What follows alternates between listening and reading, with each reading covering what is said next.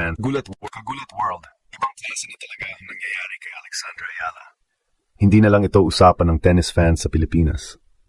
Hindi na lang ito simpleng proud moment. Ito na ang klase ng pagsabog na makikita mong may international pull, may viral power, at may tunay na connection sa audience. Dahil pagkatapos ng kanyang historic Wimbledon run, ang mga clips ni Alex sa Facebook Shorts at Reels, based sa visible view counts na umabot na sa mahigit 100 million views. At hindi ito maliit na bagay.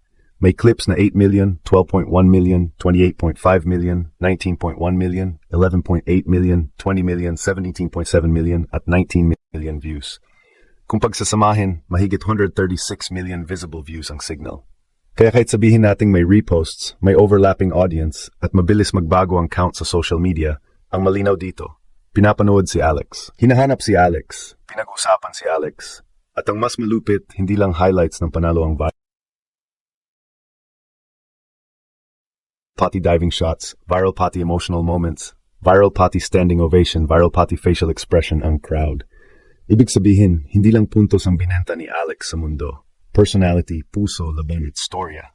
Kaya ang tanong ngayon, paano nangyari na ang isang Filipina tennis player galing sa bansang hindi kilala bilang tennis powerhouse, biglang naging isa sa pinaka-pinapanood na mukha ng Wimbledon? Simple lang, kapag ang talent, puso at underdog story nagsama-sama, hindi lang crowd ang napapatayo. Buong mundo ang napapalingon. Dito natin makikita kung gaano kalaki ang tunay na epekto ng Wimbledon run ni Alex. Kasi sa tennis, may panalo, may talo, may ranking, may statistics. Pero may isang bagay na hindi kayang dayain, attention. Kapag ang tao hindi interesado, hindi siya manuod, hindi siya magre-replay, hindi siya mag-share, hindi siya mag-comment. Pero kay Alex, kabaliktaran ang nangyari. Bawat rally, bawat reaction, bawat moment, parang may sariling buhay sa social media. At ito ang pinaka-importanting proof. Hindi lang isang video ang pumutok. Maraming clips ang humatak. May clip na 28.5 million views. May 20 million, 19.1 million, may 19 million, may 17.7 million, may 12.1 million, may 11.8 million, may 8 million. Sa isang screenshot pa lang, mahigit 100 million na ang pinagsamang visible views. Kaya hindi na ito simpleng viral post. Ito ay pattern, ito ay signal. Ito ay proof na ang pangalan ni Alex ay may hatak na lampas sa normal tennis coverage. At kung titingnan natin kung bakit napakalinaw. Unang-una, may history. Tinalo niya si Iga Swiatek, defending Wimbledon champion, sa isang resultang hindi basta-basta.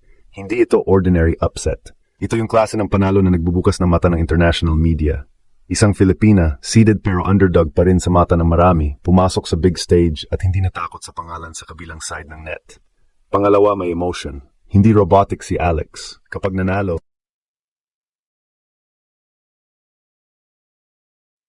ramdam mo.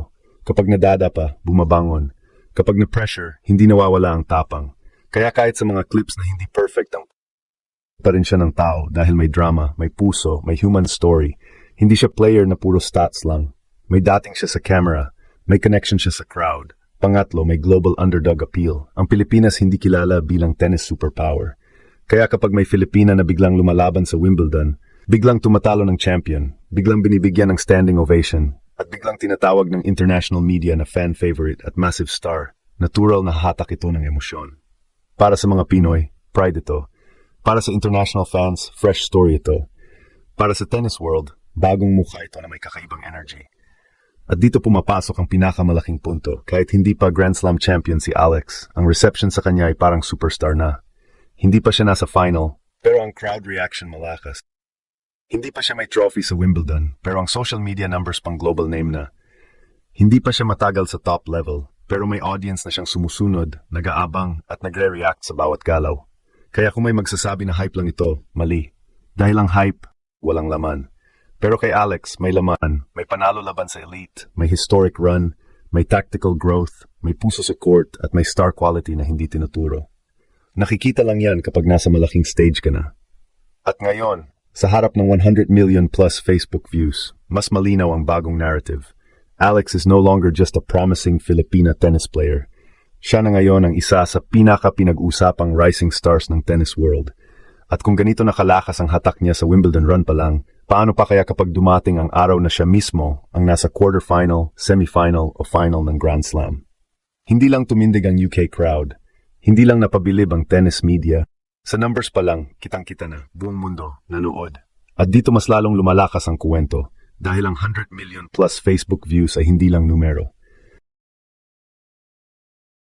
Ito ay patunay ng isang bagay na matagal nang hinahanap ng tennis world.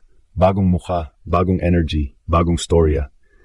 Sa panahon ngayon, hindi sapat na magaling ka lang. Kailangan may hatak ka. Kailangan may dahilan ng tao para huminto habang nag-scroll. Kailangan may moment ka na kahit hindi tennis fan. Mapapatingin at mapapatanong, sino itong batang ito? Yan ang nangyari kay Alexandra Ayala. Kasi isipin ninyo, ang Wimbledon ay punong-puno ng malalaking pangalan. Andiyan ang champions, legends, top seeds, former finalists at mga established stars. Pero biglang pumasok si Alex sa conversation hindi dahil sa ingay lang ng Pilipinas, kundi dahil sa mismong laman ng laro niya. Ang mga tao nanood dahil may nakita silang kakaiba.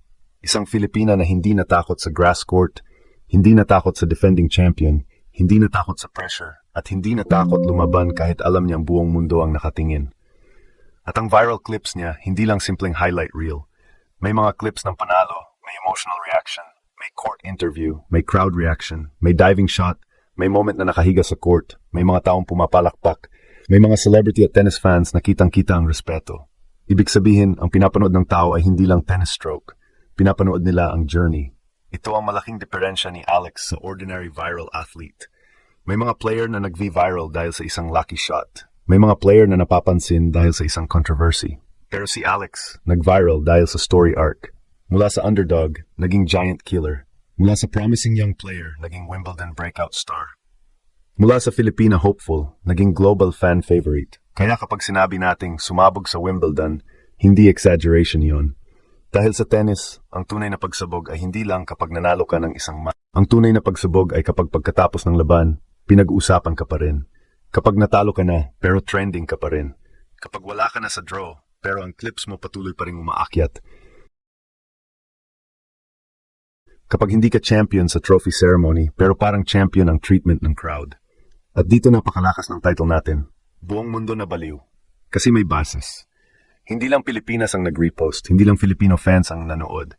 Kapag ang views umabot sa ganitong level, ibig sabihin lumabas na ito sa normal fan base. Lumusot na ito sa international feed. Napunta na ito sa casual viewers, sports fans, tennis fans, at kahit sa mga taong gusto lang makakita ng inspiring sports moment. At malaking bagay din ang teaming. Wimbledon ang stage, hindi small tournament, hindi minor clip.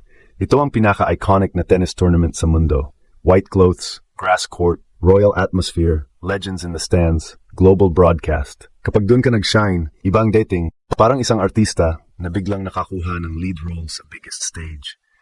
Kaya kahit first deep run pa lang ito ni Alex, ang dating sa audience ay parang matagal na siyang hinahanap ng tennis world.